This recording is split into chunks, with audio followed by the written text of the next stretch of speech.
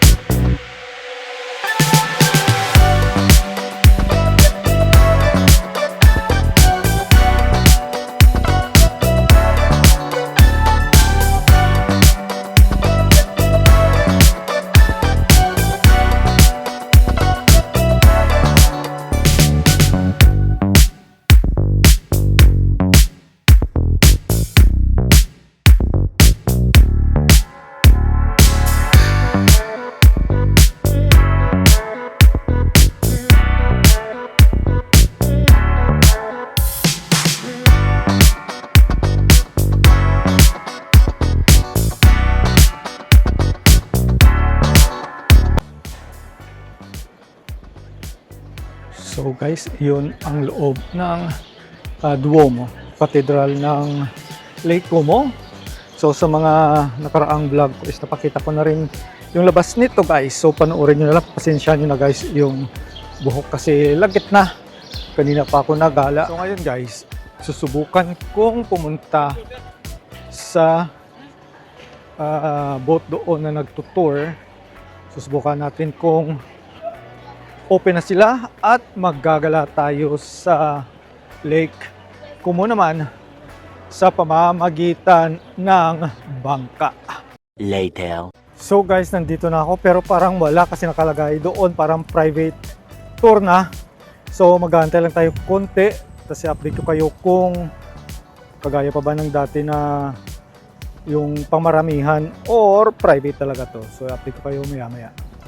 A few moments later. So at yun na nga guys, nabigo tayo dahil wala na daw yung boat na nagtutor doon. Kasi before meron dito na magbabayad ka lang like 20 euro or 15. Tapos parang maraming nakapila ganyan, tapos mag-iikot siya for 30 minutes. Pero ngayon wala na daw, private na. At yung minimum daw is 1 hour. At need mo nang rentahan ang buong boat. Ganyan. So ideally sa mga tutor talagang maramihan, pero pag mag-isa ka lang is mapapamahal ka talaga guys. So nabigo tayo ngayon at yung gagawin na lang natin is mag-iikot-ikot dito. Bala ko sanang pumuntang Mercato or market nila pero nakapunta na din tayo o nakaikot na din ako doon nakaraan. So we will see kung ano magagawa natin ngayon dito kasi pag wala edi umuwi na lang. So, uwi na lang tayo. So, at yun na nga guys. So, ang gagawin ko na lang siguro is umuwi. Kasi guys, mag-aalas 2 na din naman ng tanghali. So, kanina pa ako ng umaga dito. At pupunta na lang siguro ako doon sa mall na sinasabi ko at mag-ikot-ikot at magpapalamig kahit pa paano. Yan sana guys yung sinasabi ko na bangka, maganda sana. Kaso, kailangan talaga private or maramihan.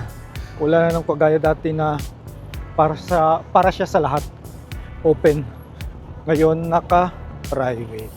Later. So, at ayun na nga guys, dahil bigo tayo makapag boat ride sa Lake Como, umuwi na lang ako. At dahil matagal pa yung bus, dumaan muna ako ng mall. But hindi na ako napag-video sa loob kasi bawal doon guys. So nandito pala ako ngayon sa naipit yung plastic bag sa relo ko. So nandito pala ako ngayon guys sa lugar na tinatawag na Kanto, na pakita ko na ito noon. At dahil matagal-tagal pa yung bus, gagala muna tayo sa market nila. So guys, nandito na ako sa merkato ng Kanto.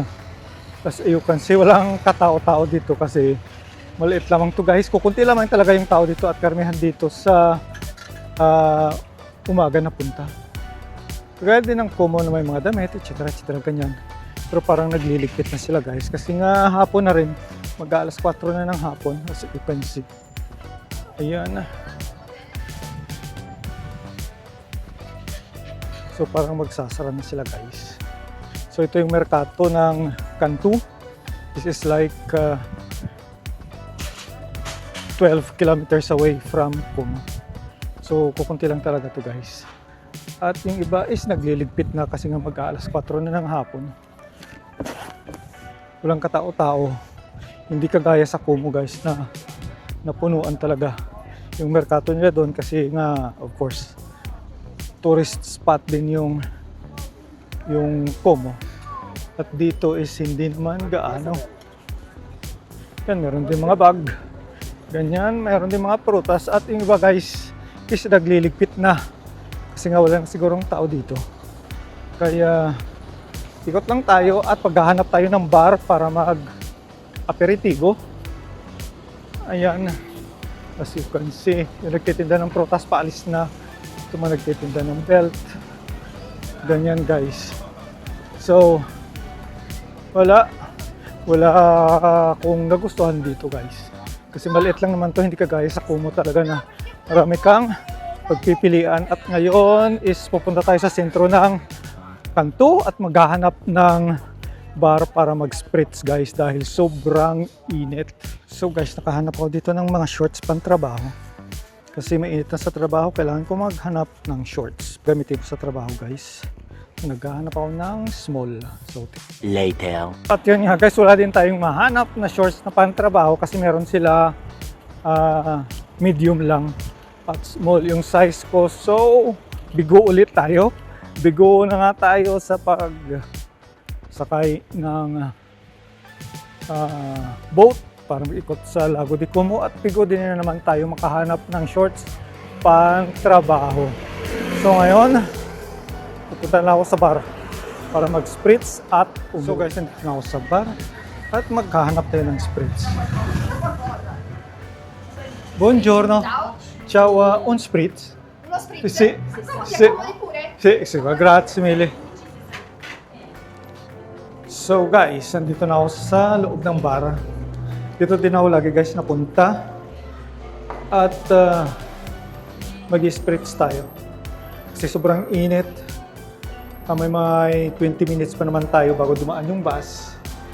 Habang naghihintay tayo ng bus is mag-spritz muna tayo patanggal ng uhaw. Ngayon pala is papasok na yung summer dito sa Italy kaya sobrang init na ngayon. Nasa 30 degree na yung init ngayong araw.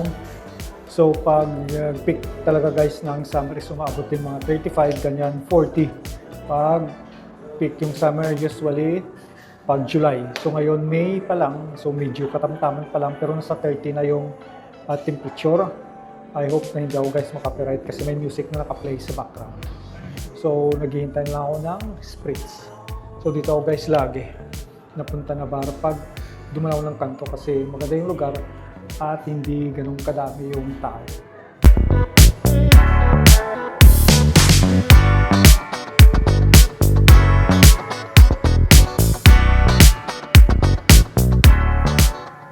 Nandito nga guys yung spritz ko na in order. So ayan. So